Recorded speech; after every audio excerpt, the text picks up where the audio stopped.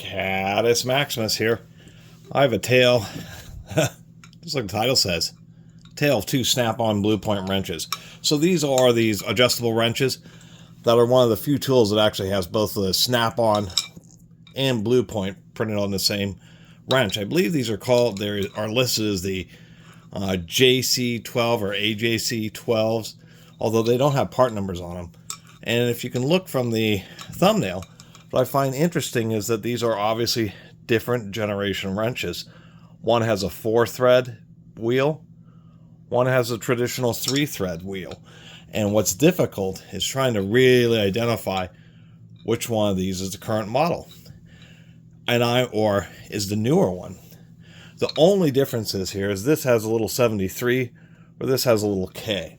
Otherwise, they're virtually identical, except for there is one other difference besides the number of threads, is this chamfer here on this wrench just a little bit deeper, or it's just a little bit sharper on this one. So definitely a different molding. The 3-wheel is the crescent, or the 3-thread is the crescent standard. That's what's always kind of been what has been used on a quality adjustable wrench, and it really is. Here we have an old SK here, triple thread, and here we have a older Proto, also triple thread. But when you look on the website, the modern blue point ones are actually 4 threads, and actually modern Milwaukee's I think are 5 or 6. And what they're doing, or I believe the reasoning, is when you add the extra threads, it's a little bit more friction, and so as you're using the wrench and putting it on a fastener and then removing it from a fastener, it's less likely to self-adjust. That's the biggest drawback of adjustable wrenches. Proto, and through one of their subsidiaries, Challenger, and actually I think they still have them under the Proto name, have something called click stop, where they have little detents in the wheel to prevent it from jiggling around, having the jaw slowly open up on you. I believe 4 threads is another attempt at achieving the same task. With these 3-thread ones, they are pretty thick, but there's just maybe a little bit less friction. I'm not entirely sure all the mechanics behind it, but there may be something about the triple thread which just lends itself to walking or slowly opening up through use, where the quadruple thread ones don't. And I like making short little videos like this comparing what is seemingly 2 identical tools, when in actuality they have gone through some type of revision. They are just about the same. This one's actually seen a fair amount of use. The jaws are in reasonable condition. They indicate actually pretty good steel, because there's a little bit of rounding around the edge of the jaw, but the actual surfaces of the jaws themselves really don't have that many dings. So it still is a pretty good quality wrench. I did a video about those cheesier Japanese-made Premier, and you can tell by the softer steel, because when you're working on fasteners, it really just gouges up the entire surface of the jaws just because they're so much softer.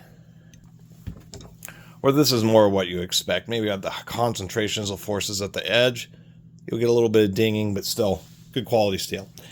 Anyway, that's kind of my little video here, is the fact that, oddly enough, Snap-on revised the wrenches. Now, when it comes to things like power tools and stuff, which you repair with spare parts often, they keep track of it. Some companies, like Milwaukee, just keep track of serial number series. Companies like Black & Decker and DeWalt and Skill, Bosch, etc. will use Type 1, Type 2, kind of like software versions. But when it comes to hand tools, they just decide they're going to make a change, and they change it, and that's what you're stuck with. Also, the odd thing about these wrenches is, as far as I can tell, really looking closely at them, is they also don't have like any of the little date symbols, the little date stamps that many Snap-on tools have.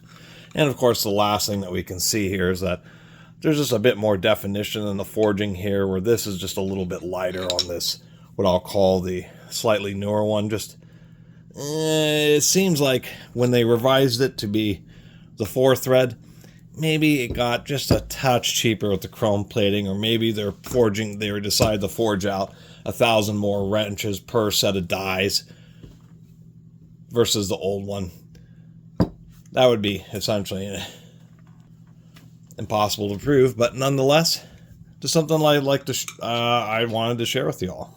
That way, if you run into one of these wrenches, and now you can tell whether you have a much older one or a bit of a newer one.